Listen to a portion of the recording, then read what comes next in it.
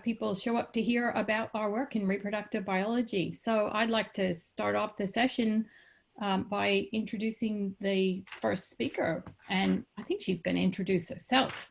So I'll go to the first slide, I think, as soon as my PowerPoint will let me do that. Whoops. There we go. Is that correct? Or do we need the one before that? No, that one. Okay, we're ready to start, I believe. Brilliant. So welcome everyone to this evening's CRH Open Evening as part of the Student Open Week 2020. And so we're here today to give you a bit of an idea as to what it's like to be part of the CRH at the Hudson Institute. And to help with that, we've got a great lineup of our centre heads, Kate Loveland and Mark Hedger, and some of our fantastic group leaders, Minnie Anko and Patrick Weston. And to give you an insight as to the student life of the CRH, we've got Ruby, myself, Jen, and also Penny, who I'll lead you on to now, who will take you through how tonight's going to run, and I'll see you at the end for some Q&A. Thanks, Jen. Hi everyone, I'm Penny, and I'm a first year PhD student in this centre. So first up, I just have a little bit of housekeeping. As you might have seen, your microphones are muted. So if at any point in the session you'd like to ask a question, and we would love you to do so, please write something in the Q&A and we'll either write you an answer or they'll be addressed in the Q&A segment at the end. You're also welcome to attend other sessions, but you'll have to go to the next webinar link to do so, and we'll provide this at the end of the session as well. Right, so we've got a great overview of our centre and its research this evening. And we have our centre head coming up next, Professor Kate Loveland, who will tell you all about who we are, our research, and why we think reproductive health is so important. Then we'll have Minnie and Patrick to discuss some of the technologies and the models that we use in our centre and show you some lovely pictures from our students. And then we'll have some information from Ruby and Mark about student life at the Hudson and how to actually sign up for honours. And then we'll finish with the Q&A session. So next up we have Kate. Welcome everyone. I'm so glad that you could join us today. I am indeed the head of the Center for Reproductive Health, but I also head the Testis Development and Male Germ Cell Biology group. And my email's there in case you're interested in understanding, doing some work in that area. So the Center for Reproductive Health is part of the integrated spectrum of research teams that comprise the Hudson Institute of Medical Research. And I hope you'll have a chance to browse through some of the other sessions and meet some of the other research scientists who are in fact our colleagues and our friends. So the supervisors that are currently offering projects are listed on this slide with an indication of their key areas of expertise. You'll see that the projects are span different areas of research. We've kind of roughly put them into male reproductive health, uterine biology, reproductive developmental biology, and molecular biology of reproduction headings. But in fact, our projects can span between the research groups to ensure that our work has the greatest impact, and also to give our students a full range of discovery outcomes. So pretty much most students will have experience working with multiple supervisors during the course of their honors or master's or PhD work. So we think that's a really great opportunity that we can offer to students in our center. So you're probably well aware that the Monash Health Translation Precinct offers many research opportunities that are connected with human health. Our work in the discipline of reproductive biology relates to issues of transgenerational importance that is relevant to every person. We're part of an essential community, international community committed to understanding why 1 in 6 couples have difficulties conceiving, why currently 1 in 25 Australian babies are conceived by IVF. This was unthinkable 40 or 50 years ago. And that number that is so large reflects the fact that reproductive health measures are in fact declining. So our goal is to gain the knowledge and specific understanding of reproductive processes that will ultimately lead to improving health care. And our research goals are listed on here. Everything from the discovery research that allows us to understand the fundamental principles of cell and organ health. And our findings in reproductive sector are relevant to all other parts of the body because they use common processes. For example, we want to understand how immune cells support reproductive organs and influence fertility. If you're interested in immunobiology, this is a great place to start. But gametes are special, the gametes that form sperm and egg. So if you're interested in trying to understand what they do is different than other cells and why they are different, this might be a good place to stop and look at the research projects. So we interact with clinical colleagues because we're interested in providing the evidence that's required to improve healthcare. We want to help contribute to knowledge in terms of what are appropriate measures of fertility and infertility. We want to help provide guidance that is needed to improve reproductive health. We have also run forums, public forums, to try and bring the general public along and let individuals ask questions, both of the scientists and of the clinicians, about their healthcare in the reproductive sector. We want to provide the evidence that appropriately allows people to protect their fertility. We want to add to the understanding of how your general health affects your fertility and understand how parental health affects offspring health. And of course, we're here today because we're all interested in training you and others who will be developing new processes and making discoveries that will improve healthcare and reproductive outcomes for the years to come.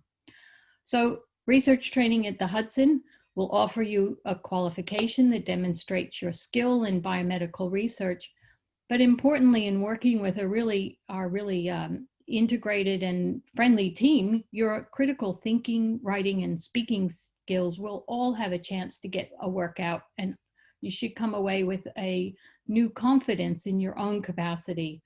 We offer training in state-of-the-art research platforms because we are located in the Monash Health Translation Precinct.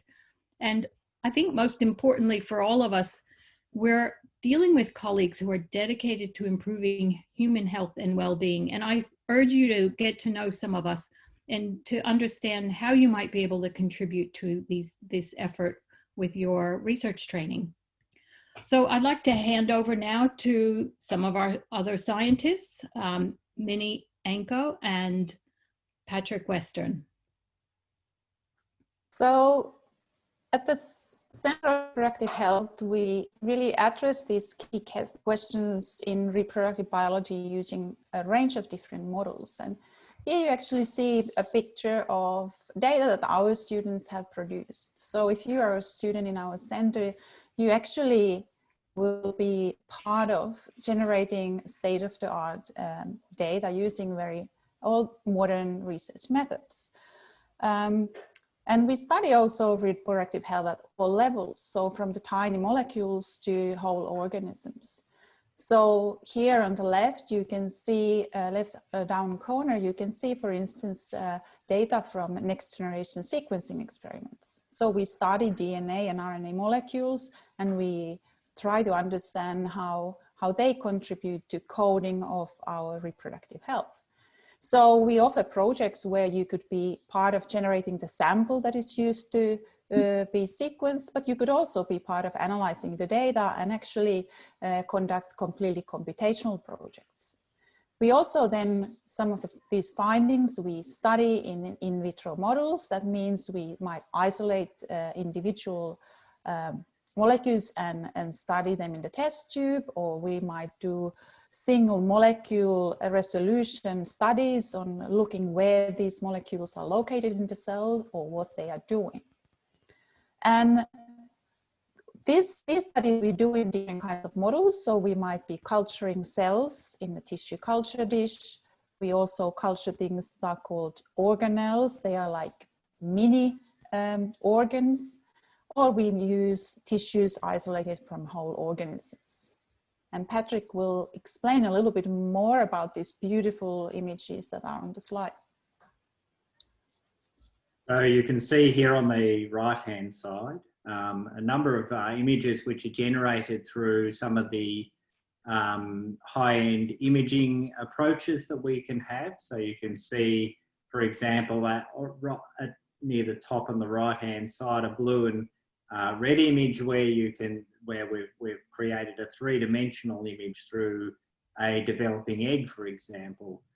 There are a number of immunofluorescent techniques here which allow us to look in great detail into the tissue and see in both the molecules which are switched on and off in these tissues during development and in adult life, and also to see the organisation of that tissue as well. So these techniques are really powerful, and they're also really a great deal of fun because they allow you to create some quite remarkable images that you would not otherwise have the privilege of seeing, I guess, in normal everyday life. But these techniques are really the key techniques for us and allow us to really see how disease forms and how the individual forms in real life. And so many of these techniques are the sort of techniques you would be exposed to during an honours year, and will leave you with experience that you can take away into the next phase of your career, whether that be in research or in other areas of science-related work. So I guess I'll pass on to Mark Hedger, who's going to tell you more about the detail of how you can get involved in this work and how to approach prospective supervisors, etc., and the basic nuts and bolts of what will go on. Hi everyone, sorry, just before Mark takes over, I'll just like to jump in quickly. I'm Ruby, I'm a second year PhD student, and I'm excited to have this opportunity to showcase to you how great it is to be a student at the Centre of Reproductive Health. I can remember how overwhelming it feels trying to select the right project and navigate your way into this research project. So I'm going to quickly list some steps for you to follow to help you with this process. First of all, if you're interested in doing honours, the first thing that you need to do is find a supervisor with a project that you find interesting. Then what you need to do is introduce yourself through the use of an email to this potential supervisor and see if the research project is still available. It is really important to select the project that fits in well with your needs and expectations, as well as discussing the specifics of the project with your supervisor. It's also really important to meet the lab and the other members of this team. Have a look around the research space. Now, it's okay to be nervous, but as long as you feel comfortable and are excited with the project and the team, you're ready to sign up for honours. Now, for Masters and PhD students, it's also really important to find a supervisor and a project that excites you. You need to remember that you are going to be spending years of your life focusing on this topic and surrounded by this team. So make sure that you meet the members and get to know your supervisor. And importantly, ensure that the project excites you and it's a good fit for you.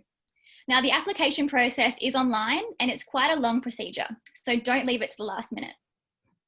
It takes you through multiple steps, checking your qualifications, and then your supervisor will agree to support the application. You can also apply for a scholarship whilst you're filling in the application. Now, you're encouraged to reach out to your supervisors at any time, but keep in mind that they are busy, so don't be disheartened if they take a little bit of time to get back to you. But send out the email and express your interest, and then arrange a time to meet up. You can find a list of the available projects on the 2021 Postgrad and Honours research booklet, as well as finding a section on the reproductive health projects in there. Now, this is how I found my project. Alternatively, you can look on the project database using the link on the screen. Then send the email expressing your interest. It can be as simple as, "Dear Professor, I'm interested in your research project. Could I please arrange a time to meet up with you and discuss further?" But one thing that is really important, and I do recommend, is making sure that you make this email a little bit personal and demonstrate that you're interested in this topic and you have an understanding of what the lab researches and looks into. And when you do this, make sure that you stand out by attaching a CV or some sort of brief statement outlining your academic background. This really helps. So far, my experience being a CRH student at the Hudson has been so rewarding. I honestly didn't know what to expect when I was joining. However, I've been surrounded by a group of such supportive staff and students, and I've been given an abundance of opportunities. We have a CRH monthly meeting where we are given the opportunity as students to share our current work in progress and gain some constructive feedback. This is a really great time, and my favourite part of this meeting is at the start where Professor Loveland shares an update of the exciting work and achievements from our group. I feel like being a member of the CRH group is so uplifting, as the group aims to foster a safe and inclusive environment for student voices to be heard and also appreciated.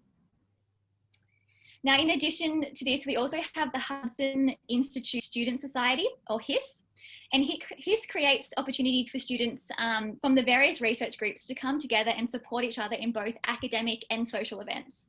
So we run events from movie nights to trivia nights, as well as the 3-minute thesis competition.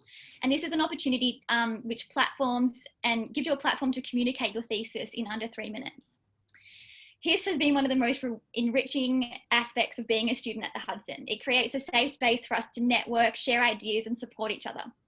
So if you're interested in hearing some other voices from students of the Hudson Institute and HIS, we have 2 students, Ben and Mikey, who have started a podcast called the Hudcast, where they interview and other researchers from the Hudson, as well as students of the Institute.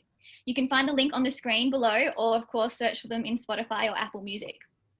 So if you are interested in doing a research project in a CRH lab, I highly recommend sending out that email to find out more and contact your potential supervisor.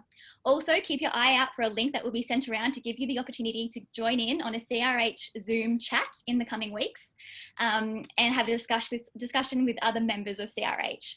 I'll now pass over to Professor Mark Hedger, who will discuss some administrative details. Thank you. Okay, thanks, Ruby. So most honours students will come to the Hudson Institute through one of 2 honours courses. The first is the honours in Biomedical Science, Bachelor Biomedical Science honours course. And like all honours courses at Monash University, this consists of both coursework and an original research project, which you would organise with your supervisor.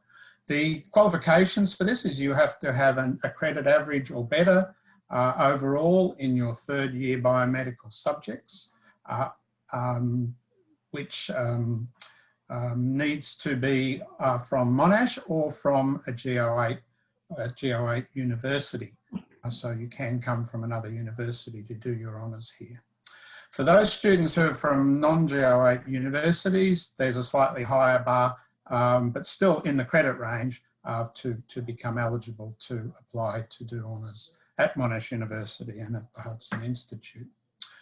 So the course details are listed, available at the link, which is provided on the slide there. I'm not going to spell it out, read it out to you, but that's the link that you need to go to if you want to find out more about the honours Bachelor Biomedical Science honours course, and also to start your application once you've spoken to your supervisor. The closing date, oh, sorry, no, I haven't finished yet. Go back one slide. Previous slide. So the closing date for the applications to commence in semester 1 is November 13th, 2020. So the application site should be open now, and you need to have your application well underway by mid-November, and that deadline is a little bit flexible, but that's the general deadline for getting your application in. The advantage of doing the Bachelor Biomedical Science is, of course, that you can actually enrol through the Hudson Institute, because it's we have the course is run through Monash Medical Centre and the Hudson Institute and the School of Clinical Sciences. So most of your assessments and coursework and all of your research work can be done here at Monash Medical Centre. The other main honours course, of course, for those of you from the Faculty of Science, is the Bachelor of Science honours. This is same as Bachelor Biomedical Science. It's a coursework and original research project. Again, a credit average is required to be eligible to undertake honours. although obviously you don't need to have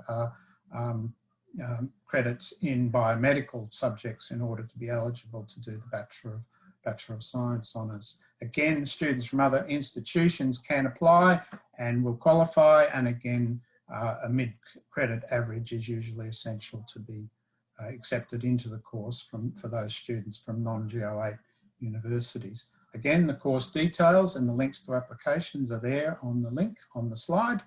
The same closing date is for applications in this course is November 13th. So the same as for the Bachelor of Biomedical Science. The difference between the Bachelor of Biomedical Science and Bachelor of Science is, however, that because it's a Faculty of Science course, the students have to enrol in one of the Faculty of Science departments that are affiliated with the Faculty of Medicine. So, for example, departments of anatomy, microbiology, immunology, etc. So that's the main difference between the two courses. That means that some of your coursework and your assessment will be done in those other departments. And finally, I'll just remind you about the booklet, the research project booklet, which is available at the Hudson website, and it's shown here, and there's the link for you. So hopefully those of you who want to do honours, we look forward to seeing you next year. Thank you.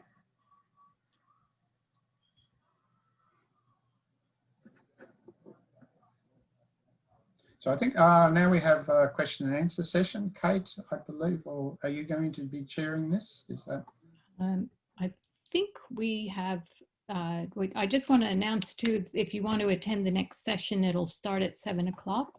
I can't see the Q&As right now, so okay. Sorry to interrupt. I've got the Q&A box open now, so I'll just, we've got 3 great questions, so I'll just start with the first one. Yep. This one's from an anonymous attendee, but they're currently in their 3rd year of Bachelor of Science and was wondering if you offer summer programs or internships, even if you're not sure that you will pursue honours. So I'm happy to answer that. There are plenty of times when we have students come in and spend a period of time in the lab and work with a group in order to check out the fit. There are vacation scholarships that are typically offered through the Hudson. There aren't a lot of them, but there is an opportunity, and you may be able to negotiate something with the lab head you're interested in getting to know. The best thing to do is ask the supervisor whether there is an opportunity for you. Yep. Okay, so thank you. The next question is from Julianne. Do I need to confirm a position with a supervisor who will take me on before I submit an honours application with the Hudson Institute? The short answer to that is yes. You will need a supervisor and a project in order to complete your application. So it's best to talk to your supervisor well ahead of the time when you want to put in your application. Thanks, Mark. And then we have another question from an anonymous attendee. They're just wondering if you accept mid-year entry for honours. Absolutely, yes. We've done that in the past and had terrific outcomes. There are fewer students that enroll mid-year, so the cohort is generally smaller, but Mark Hedger is adept at managing that to make sure that the students who enroll mid-year are integrated with the students that enroll at the beginning of the year, so they're not isolated as a smaller group. So yeah, we welcome. We're pretty flexible because research happens all the time. We're really interested in having people come for the right reasons, and I think that the chance to explore what it's like to talk to somebody who has been doing research for a long time, and particularly our students, is a really important way to decide whether you're willing to jump in and have a go at it. I also recommend if you're a second-year student, for example, to consider whether you have the opportunity to participate in one of the science or research in action courses. So the 3990 courses, they're often a great gateway into a lab or into a research institute or department they will give you the opportunity to see what it's like to design experiments and report on your results. So I would encourage you, if you're early on in your training, to consider that as an option. Yeah. Great. And we have just to remind everyone that the mid-year applications have actually closed for this year, but they will be offered next year as well. Yeah. Cool. And there is another question that has been answered, but it's been answered and I can't see the answer, so perhaps nobody else can see it too. So I'm just going to read this out. Are these honours programs available for Bachelor of Science students, or does it just have to be biomed? And I think, Mark, you said that it was okay for both. Yeah, so the same projects will be offered to both Bachelor of Biomedical Science and Bachelor of Science students. The only difference is for the Bachelor of Biomedical Science students, you actually enrol through the Hudson at the School of Clinical Sciences, and for the Bachelor of Science, you would enrol through usually one of the on-campus departments. Okay, great. There's a question here about Melbourne Uni, is that right? Yes. Okay. Yeah. And there's one additional one. So this one was answered by Minnie, but is Melbourne Uni under one of the GO8s? And yes, it is. That's correct. I found a question from another anonymous person too. Yes. Has the honours year been altered in any way due to COVID-19 this year? And does this affect the way we students will conduct research from next year on? Well, Penny and I are co-supervising an honours student this year, and she's been a trooper. The honours program was elegantly designed to enable the students to spend more time in the first part of the year doing their coursework, preparing an excellent literature review and becoming grounded in the theory part of their research. And now they're working full tilt in the lab because medical research is typically essential, but there was a strong emphasis on trying to find projects where there were data sets available and emphasis could be placed on analysis. So it is different, it's unpredictable, but there's been a tremendous effort invested in trying to make sure students are engaged and learning and supported, just like we all have to do for one another. So Mark, was there anything else you'd like to add, because you've been involved with this at the university level? No, we've been able to continue this year's honours courses, and they've gone on with some minor tweaking this year, and that's so far been very successful, and we're hoping next year that things will free up even more. So there's not been any major problems for the students due to COVID-19. Right. We have a couple more questions, and I think we've just maybe got time for some very, very quick answers. One question is, I've done a few subjects in human anatomy, physiology in Uni Melb. Do I need to take a test to join? Sure. No, there's no test. No. You apply, and your marks from your third year subjects are used to determine whether you're eligible. Great, thank you. And then just very quickly, are there any research projects that can be based on working from home, living far from the Hudson, such as computational? Yeah, I would say that that's certainly plausible, depending on the supervisor. So you'll need to have conversations with them and find out what they might be interested in. They may not be specifically offered in the research book, and that way, if there's an area and a supervisor you're interested in working with, talk about your circumstances as openly as possible. You will have to come in to attend some of the aspects of your coursework and the challenges, but we're obviously now learning how to work from home. So I'd have the conversation